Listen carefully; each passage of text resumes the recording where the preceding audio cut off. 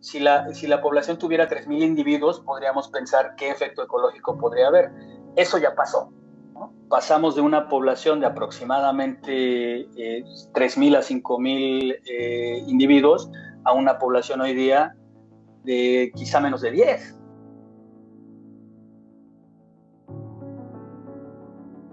Mira, la vaquita marina es una marsopa. Es una de las 6 especies de marsopas que hay en el mundo. Las marsopas se distinguen porque, a diferencia de los delfines, no tienen este hocico que se extiende de la cabeza, ¿no? Son chatitas. Y además es una especie endémica de aguas mexicanas. Endémica quiere decir solamente vive en esa parte en todo el mundo. Y en este caso no solamente de aguas mexicanas, es endémica del Alto Golfo de California y de la parte oeste del Alto Golfo de California. Es decir, además podemos decir que tiene la distribución más restringida, y lo voy a decir así, más restringida de cualquier delfín en el mundo.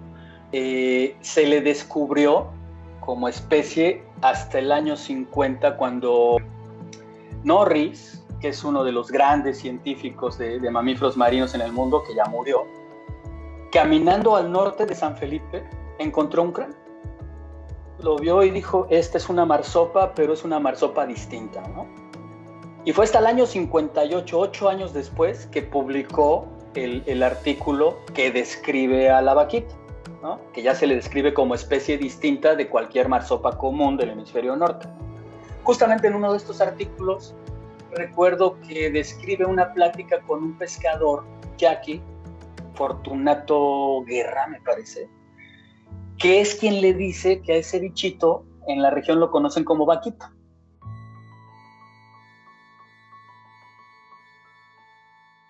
El hecho es que llegó al Alto Golfo de California y se distribuye en la parte oeste, justamente la parte más turbia, las aguas más someras. Máximo 50 metros es lo que sabemos que ocupa la vaquita.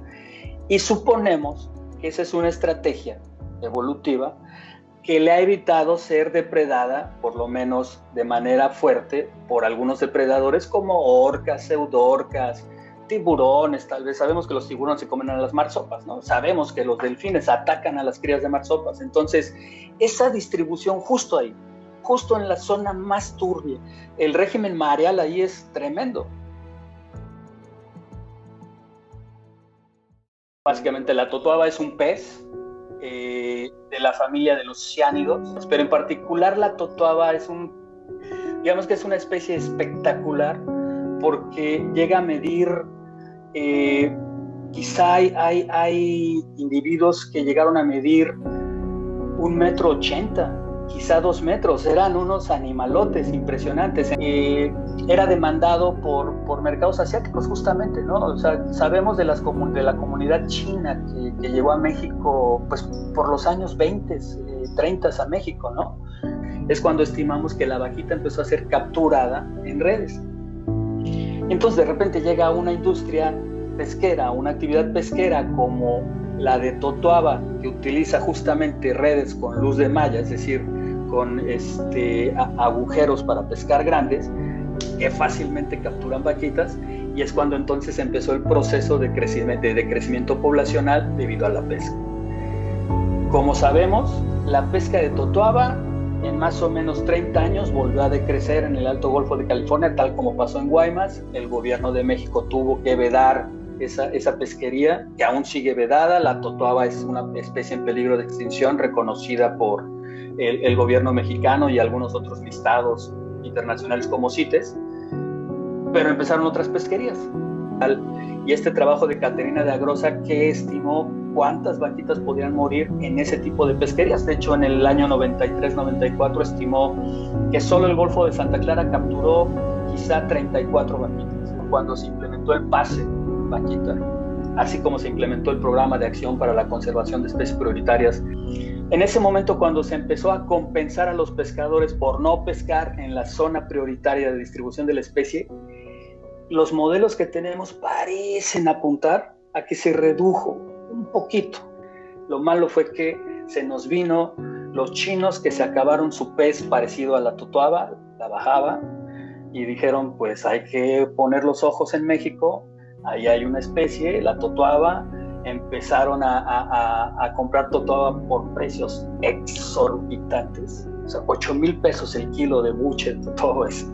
Es decir, la población de vaquitas se decrece 50% cada año a partir de más o menos 2012-2013. Esa es la razón por la cual está en este peligro de extinción, ¿no? ¿Recuerdas? En el 2015 el intento durante la presidencia de Peña Nieto fue: vamos a cerrar a la pesca toda el área de distribución posible de la vaquita, que era desde el norte, desde las Isla Patos y demás, hasta San Luis Gonzaga, ¿no? Yo aquí tengo que reconocer algo. Los pescadores, ¿cómo le podríamos decir? Los pescadores que tienen un permiso legal para participar en la pesca han sido exageradamente responsables, muy, muy responsables.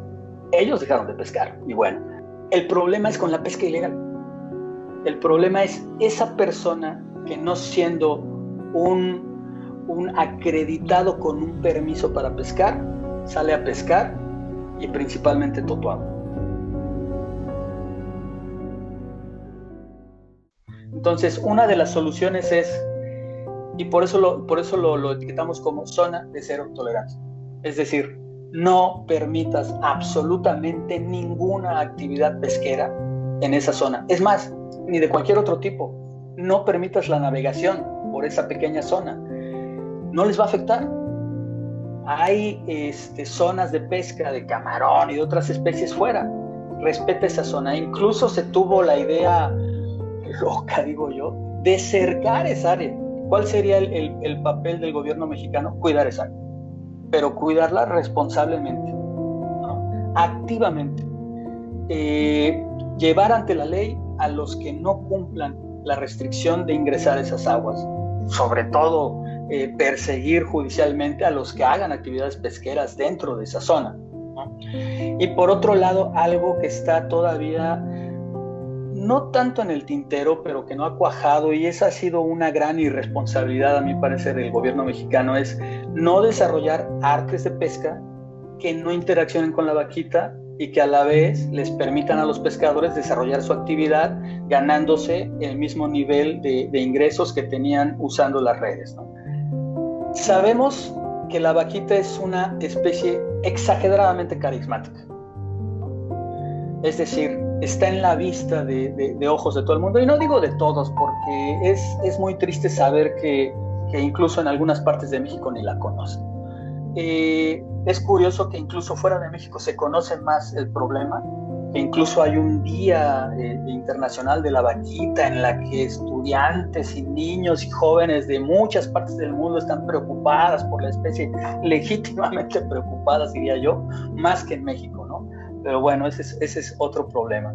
Entonces, yo lo que creo es que hacer una presión muy fuerte y muy informada. Ahora, siendo la vaquita carismática, es, yo diría, una forma de ayudar a las comunidades diciendo: nosotros como mexicanos nos comprometemos a salvar a la especie, a cambio le pedimos ayuda al concierto internacional para que esta gente pueda seguir trabajando, ganándose el dinero y seguir haciendo la actividad que tanto les gusta, ¿no?